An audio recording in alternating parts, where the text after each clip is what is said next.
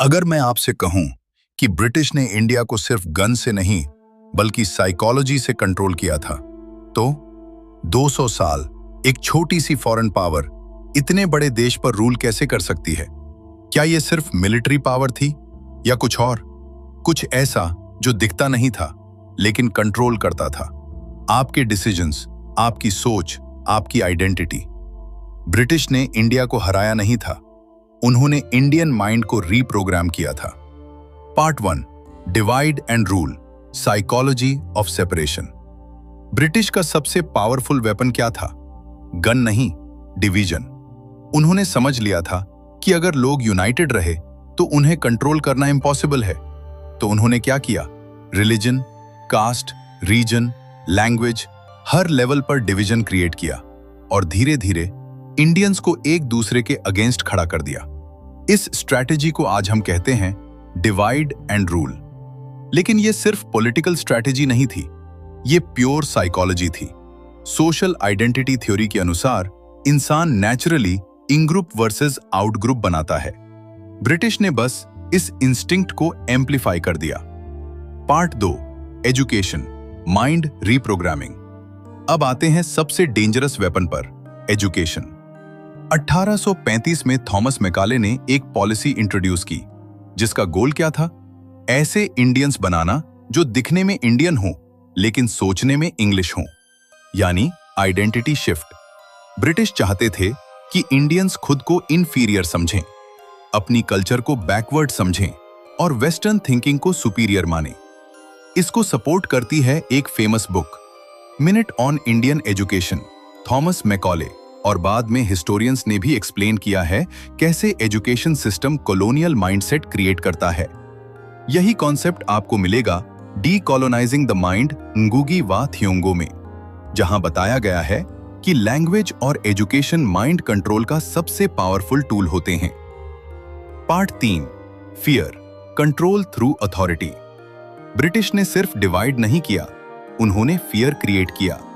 Law, police, punishments, public executions, ये सब सिर्फ सिस्टम नहीं थे, ये साइकोलॉजिकल सिग्नल्स थे। मैसेज सिंपल था, रेजिस्ट करोगे तो कॉन्सिक्वेंसेस होंगे।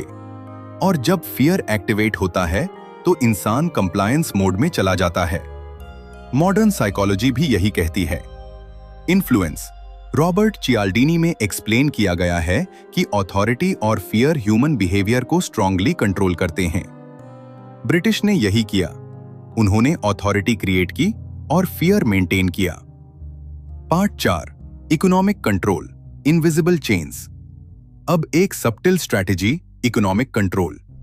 ब्रिटिश ने इंडिया की इकोनॉमी को ऐसे डिजाइन किया कि इंडियंस डिपेंडेंट बन जाएं। रॉ मटेरियल्स इंडिया से जाएं, फिनिश्ड गुड्स ब्रिटेन से आएं। रिजल्ट, वेल्थ ड्रेन, डिपेंडेंसी और सबसे इंपॉर्टेंट, साइकोलॉजिकल हेल्पलेसनेस।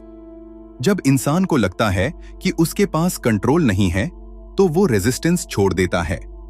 इस कॉन्सेप्ट को कहते हैं लर्न्ड हेल्पलेसनेस, जिसे एक्सप्लेन किया गया है मॉडर्न साइकोलॉजी रिसर्च में।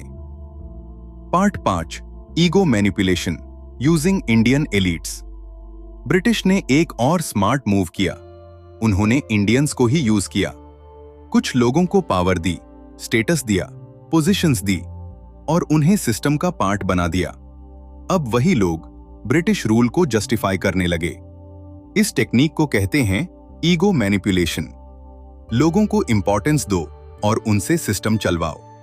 आपको यह पैटर्न दिखेगा an era of darkness, Shashi Tharoor में, जहां कॉलोनियल स्ट्रैटेजीज को डिटेल में एक्सप्लेन किया गया है।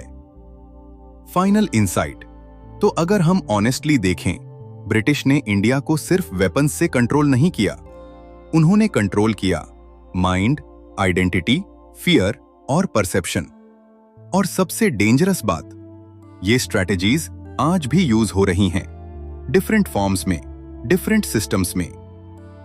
अब एक सवाल, अगर कंट्रोल माइंड से होता है तो फ्रीडम कहां से आता है? आंसर सिंपल है, अवेयरनेस। जब आप सिस्टम को समझ जाते हो तब आप उससे फ्री हो सकते हो। अगर आप चाहते हैं कि मैं और ऐसे हिडन साइकोलॉजिकल स्ट्रैटेजीज डिकोड करूं, तो कमेंट में लिखिए कंट्रोल और चैनल को सब्सक्राइब करिए, क्योंकि नेक्स्ट वीडियो में मैं एक और हिडन सिस्टम एक्सपोज करूंगा जो आज भी लोगों को कंट्रोल कर रहा है।